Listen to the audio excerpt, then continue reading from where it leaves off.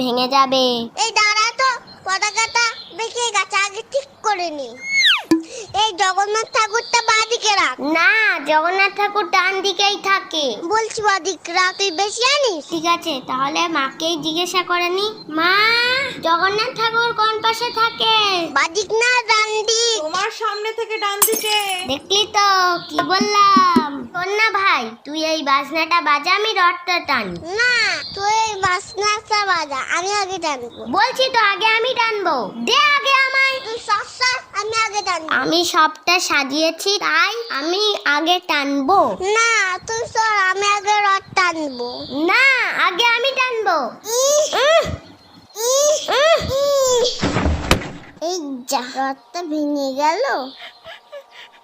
দিদি দিদি, তুই কাঁদিস না, আমি তো রথটা ঠিক করে দিচ্ছি, প্লিজ কাঁদিস না। এই দেখ, জয় জগন্নাথ।